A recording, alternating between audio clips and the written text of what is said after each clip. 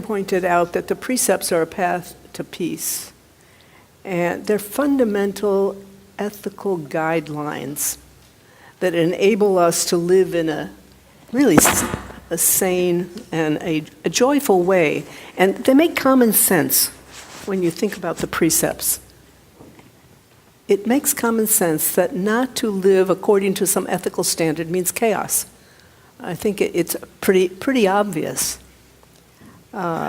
They, observing them, are trying to, because this is all about an effort that we make. It's an ongoing effort. We never get it and have it done, got it right, and go on from there and don't have to think about it. It's constantly exploring the precepts and how they interplay, how they manifest in your life.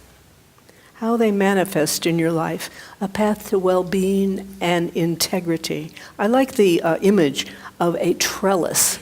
I think of a trellis. The precepts form a trellis. And then our paths, we're like little vines that grow around the trellis, each in our own way. Every vine is different. But with that as a framework, there's something there that makes for integrity and peace, and we know it. All of us who are working at it recognize the importance of the contribution of the precepts. So it's always exploring. This is never a finished product. It's ongoing until the rest of our lives. We are exploring, seeing how in certain different circumstances we need to express and live according to the precepts. So it's always a challenge. I thought I would tonight say just a few words about historical view on the precepts. Does that help? Maybe. You know, all the world's great religions are ethically based. They have an ethical foundation. Unlike Moses in the desert, who, according to the Bible, had the commandments handed down onto him from high. That's not happened in the Buddhist tradition. In the Buddhist tradition, the historical Buddha, developed these in response to circumstances that arose. He had established his monastic order. And in about the 5th year after he had established his order,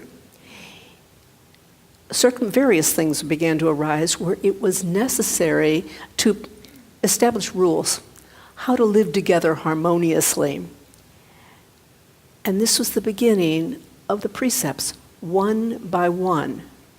Now, it just so happens that the precept we're focusing on tonight, mindful consumption, began in a pretty graphic way in the Buddha's time. And it began with a monk named Sagata. And Sagata was found one day a drunk monk, passed out in the front of a gate as it passed out in front of the gate. It was clear to the Buddha this was not a good thing. It wasn't only just not a good thing for Sagata, but you know what? It wasn't a good thing for the townspeople, the householders who were seeing a drunk monk. This was not a good model for the Sangha, the monastic Sangha. So he passed a rule, and the rule was you may not drink fermented beverages. Now, see, what that time is that what the monks drank and ate were given to them by the townspeople. They went on alms round once a day, and there was no problem with them. Various fermented beverages, they could drink that. The food, as long as it was given to them, including meat, by the way, it was given to them and not killed specifically for them, they could eat that too. But when Sagata passed out, the Buddha said, that's the end of it.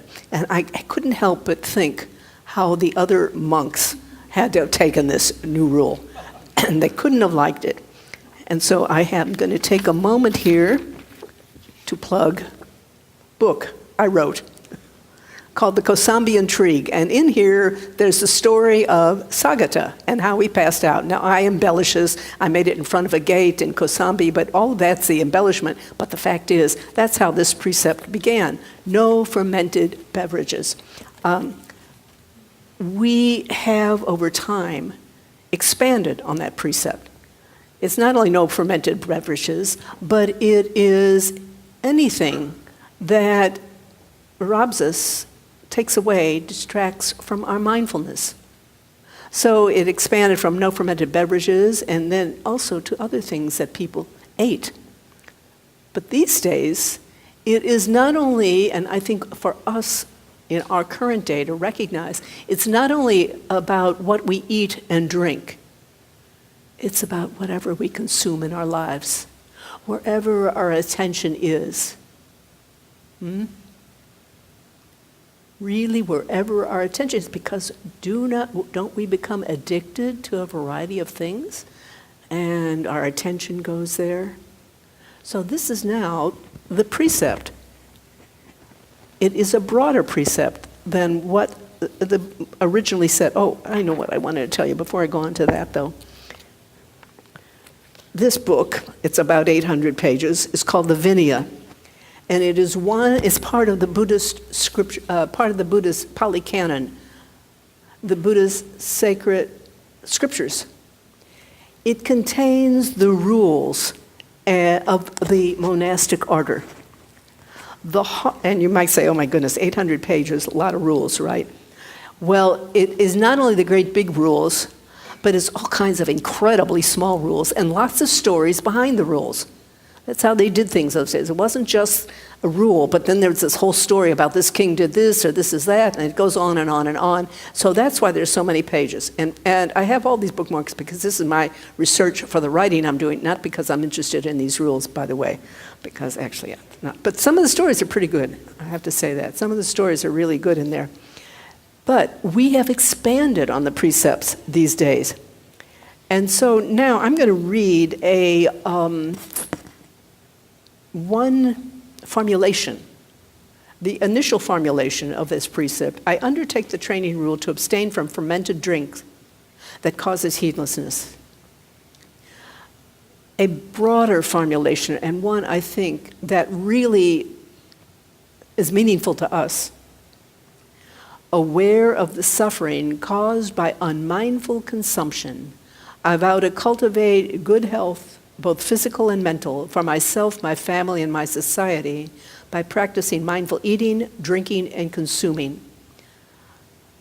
I am determined not to use alcohol or any other intoxicants or to ingest foods or other items that contain toxins, such as certain TV programs, magazines, books, films, and conversations. So it goes on and on. And there's a little comment in there about, I am determined not to use alcohol. Well, you may find that exactly doesn't fit your lifestyle. Maybe you find it's okay to use alcohol. The point that we are talking about in these sessions and tonight, this has got to be yours. You've got to make the precept yours. And if your own life is such that you feel some moderate intake of alcohol is fine, there's nobody up there, the Buddha's not going to come down and point at you and say, you shouldn't do it. Now, I will tell you, I have lived in monastic environments and where they really come out. And I'm sure some of you have heard teachers say, absolutely no. I don't think any of us or any of the teachers here, and maybe I'm wrong, I haven't actually polled that, but would say absolutely no. It's your part of your exploration, as all of these are. In fact, all of these precepts are not about a rule. They're guidelines. They're guideposts to sane living. And they've got to be your guidepost. If there's going to be any guidepost, if it's going to have any meaning at all, it's got to be yours. So tonight, what I wanted to do, thinking about this, rather than me giving a lengthy talk on the yeses and the nos and about mindful consumption, I thought that it would be more important for us to break up into discussion groups.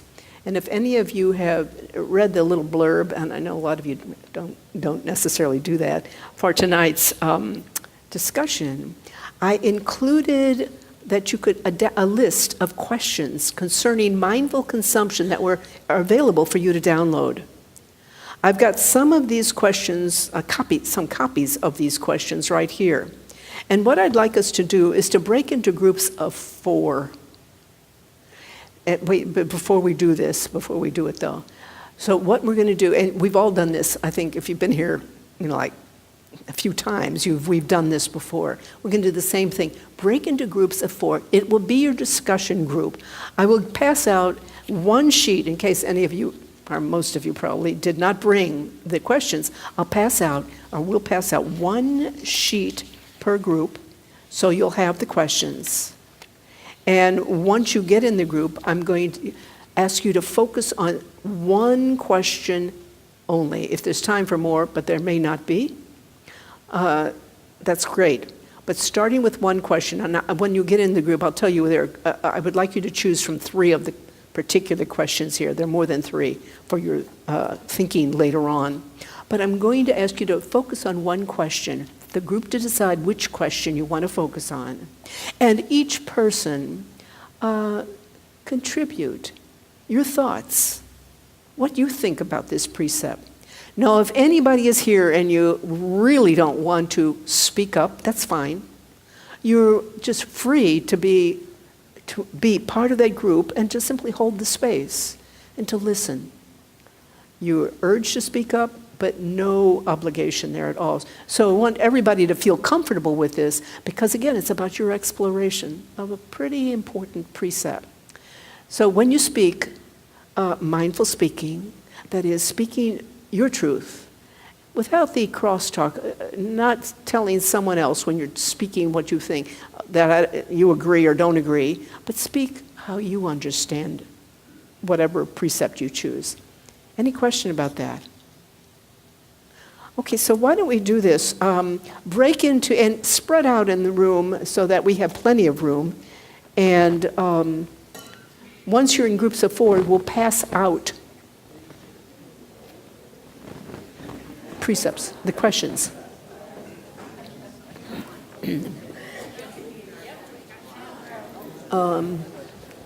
Let's see.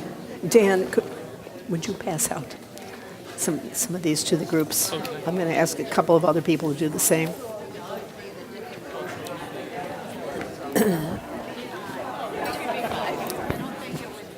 I'll tell you what, would one of you pass out, take questions for this group and then pass out to the others? Sure. Yeah, I appreciate that. Yeah. Okay, let's try to make this groups of 4 if we can. So I see this as a group of 5. Yeah, let's try to make it a group. Simply, one more person is needed over here because, okay, one more person needed here. You have a group of 5?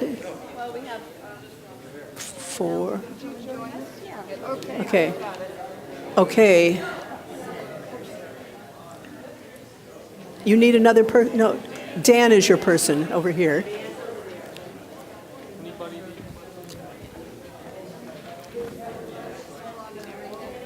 Thank you, Dan.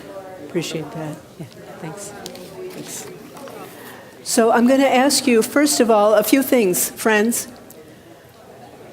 When you begin, I'm going to ask you to choose either question 4, 6, or 7 as a group. 4, 6, or 7. But before you begin, and I will read these out loud so you don't have to get into a huddle. But before you begin, I'm going to ask you to introduce yourself to each other. Let me first read the question out loud. Then the questions 4, 6, and 7 out loud. And then you'll be on your own. Please introduce yourself to each other and choose a question. Okay, question 4. Thich Nhat Hanh's rendering of this precept, which is the rendering I just read to you. Aware of the suffering caused by unmindful consumption, I vow to cultivate good health, both physical and mental, for myself, my family, and my society. by practicing mindful eating, drinking, and consuming. I'm determined not to use alcohol or any other intoxicants, to ingest food or other items that contain toxins, such as certain TV show programs, magazines, books, films, and conversations. That's question 4. Question 6. Reflecting on your own diet, quote unquote, with regard to what you would take into your body, mind, and heart, consider what changes you might make in your life that would enhance your relations with your family, friends, and wider community. What changes would enhance your relationship with yourself? How would such changes deepen your spiritual practice? That's question 6, our group of questions 6. And you can read them again in your small group. And 7, what do you understand an addictive relationship to be? In terms of this precept, can such relationships be considered an improper diet? Do such relationships exist in your life? What changes in your relationships might you be called on to make if you deeply practice this precept? Changing our patterns is never easy. What challenges would you face in instituting changes in your life? Now you can understand, you're not going to be able to answer all of these any one of these questions definitively. These are things to begin, and I'm sure many of you are already thinking of this, but to continue with your exploration of it and continue at home.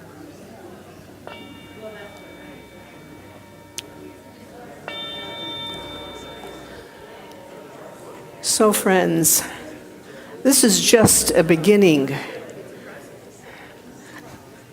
to give you an idea, how deep all of this goes. I mean, I suspect when you think of mindful consumption, some of us over in this group that I was sitting and listening in picked one on relationship. Maybe this isn't exactly what you thought of when you were thinking of mindful consumption, but just understanding how deep this inquiry goes.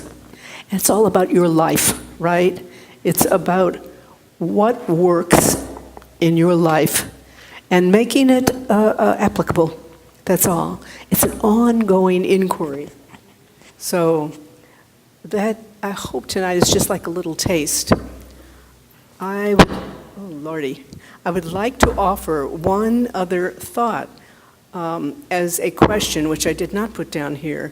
And I'd like you to think to the question, what is mindful consumption of the news? Is this relevant, or is this relevant? Okay, no, it's not one answer, but just be thinking about that. We're going to have a lot of opportunity to think about that, right?